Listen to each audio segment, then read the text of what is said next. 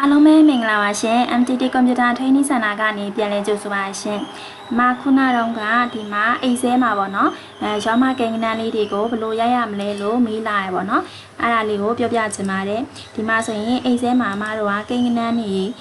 ပေါ့နော်ကိန်းကနန်းလေးတွေကိုရောမကိန်းကနန်းလေးအဖြစ်ပြောင်းပြီးရိုက်ချင်တယ်။ဒါဆိုလို့ရှိရင် function ကိုခေါ်ပြီးတော့ရိုက်လို့ရရပါနော်။ဥပမာကိုက number 1ဆိုတဲ့ကိန်းကနန်းလေးကိုရောမ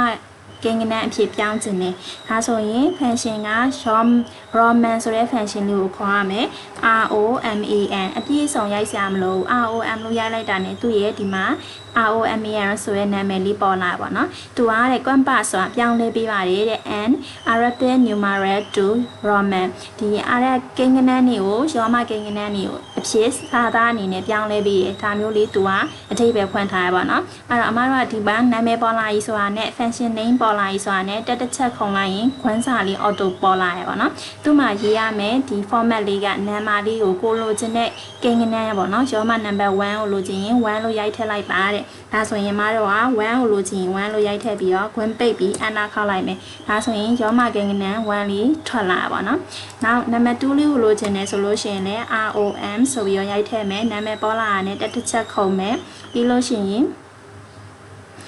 ပြီးလို့ရှိရင်မတို့ဒီမှာလိုချင်တဲ့နံပါတ်2ဆိုလို့ရှိရင်2လေးကိုရိုက်ထည့်လိုက်မယ်အနာခောက်လိုက်မယ်ဒါဆိုရင်ရောမကိန်းကနန်းနံပါတ်2လေးထွက်လာရပါတော့ဒါပေမဲ့သူ့ကိုအမတို့ကတခြားဒီနံပါတ်1 2တွေ face ဆွဲတယ်လို့မျိုးသူ့ကိုဆွဲချလိုက်လို့မရဘူး formula နဲ့ရေးထားတာဖြစ်တဲ့အတွက်ဒါမျိုး face ဆွဲချခြင်းနဲ့ဆိုလို့ရှိရင်မတို့ကဘယ်လိုရိုက်ရလဲဆိုတော့ကြတော့ဒီရှေ့မှာကိုက1 2ဆိုပြီးတော့1 2 3ဆိုပြီးတော့ဒီကိန်းကနန်းနံပါတ်စင်လေးတွေကို face လေးဆွဲထားလိုက်မယ်ဆွဲထားလိုက်ပြီးတော့ကြတော့ကိုက formula ခေါ်လိုက်မယ် rom ဆိုပြီးတော့ formula ခေါ်ပြီးတက်ချက်ကောင်ခွန်းစားထွက်လာပြီဆိုတာနဲ့ဒီမှာ number လေးကိုကိုလိုချင်တဲ့1ဆိုရင်1 sequence လေးကိုတားထားလိုက်မယ်ပြီးရင်ခွန်းပိတ်ပြီး enter ခေါက်လိုက်မယ်ဒါဆိုရင် number ရောမကိန်းကနန်း number 1လေးထွက်လာတယ်အဲ့ဒီခါကျမှအမတို့က face ဆွဲထားလိုက်မယ်ဆိုရင်ကိုကဒီဘေးမှာကိန်းကနန်းလေးတွေကြိုပြီးတော့ရိုက်ထားဖြစ်တဲ့အတွက် formula ကိုဆွဲချလို့ရရပါတော့ဒါဆိုရင်ဒီမှာနောက်ထပ်ကိန်းကနန်းတွေထပ်လိုချင်သေးရဆိုရင်ဒီဘက်ကို face လေးထပ်ဆွဲမယ်ပြီးလို့ရှိရင်ဒီမှာလည်း face လေးထပ်ပြီးတော့ဆွဲလိုက်မယ်ဒါဆိုရင်သူ့ရဲ့ရောမကိန်းကနန်းတွေလိုအပ်သလောက်ရလာရပါတော့ဒါကကိန်းကနန်းလေးတွေဒီဘက်က